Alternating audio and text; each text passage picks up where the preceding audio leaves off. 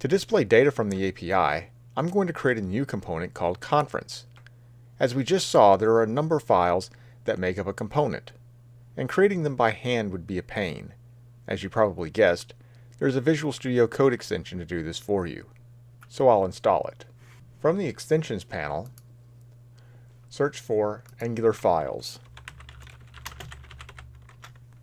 This will add a menu that will let us generate boilerplate files for a component and other Angular structures as well. While I'm here, I'm also going to get two other extensions that will come in handy. First is the Angular Language Service.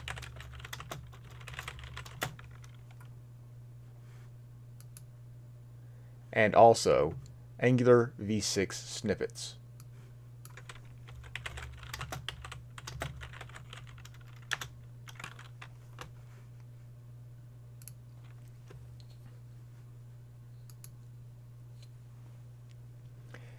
Having restarted Visual Studio Code to install the extensions, I'll use them to create a new component.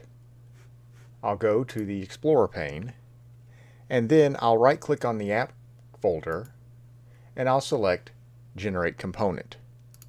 I'll be prompted for a name, which I'll call Conference. This will create a conference folder and also the 4 files required for the component. Also, something I didn't mention earlier is that the component must be imported into the app.module.ts file, and inside of that it must be appended to the declarations array. The Angular Files extension also adds all of that code for us as well. If I look inside of the conference component TS file, notice that it has generated the boilerplate class and provided the proper values for the template and style sheet in the component directive. It also created the selector based on the component name. In the HTML file, it generated some simple content which I'm going to replace. Now I'm going to use this component. In app.component.html, I'll remove everything below the div, and then I'll replace it with an app conference tag. When I save the HTML file, the ngserve command will detect the changes and restart the server and refresh the page in the browser. So now the links from the generated content are replaced with all conferences. Next, I'll access the API from the Angular app. I need the Angular HTTP client service to do this. The service lives in the HTTP client module, which is included with Angular. First, I'll have to import it in the app module TS file. I'll also need to add it to the imports array. Now, in the conference component TS file, I'll get all of the conferences from the API endpoint. Since the HTTP client module is imported in app.module.ts, I can import the HTTP client in the conference component class. To get an instance of HTTP client in the class, I will use constructor injection similar to how we got an instance of data context in the conference controller class in the API project. Notice that TypeScript puts the name of the parameter first and then the type. Now I am able to use HTTP client in the class. I'll need to do this in several places, so I'll put this code in a new method called refreshConferenceList. I'm going to use the HTTP service, call the GET method to make a GET request, and then pass it the API for the endpoint. This will return an observable, which is part of the reactive extensions for Angular. The client can subscribe to observables, thus when something interesting happens, an HTTP response in this case, a function will be invoked.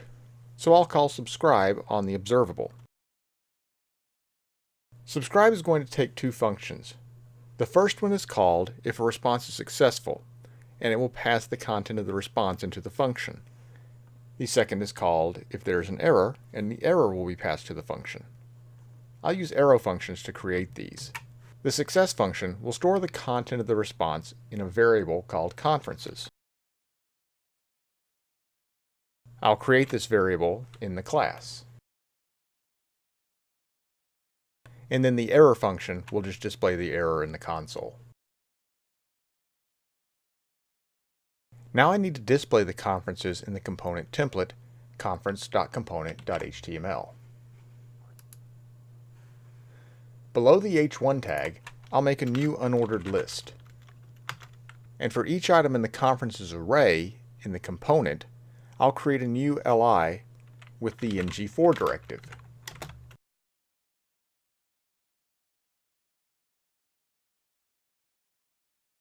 And then in the li, I'll display the title of the conference. This syntax may seem a little strange, but what it's doing is iterating over the conferences array and creating an li for each conference. The content of the list item is the title of the conference, and to show it, I'll put the expression to access the title of the conference in curly braces. The last thing to do is call the refresh conference list method. I want to do this after the component is created. After the constructor creates a component, there are several lifecycle methods that are triggered. Initialization is one of them.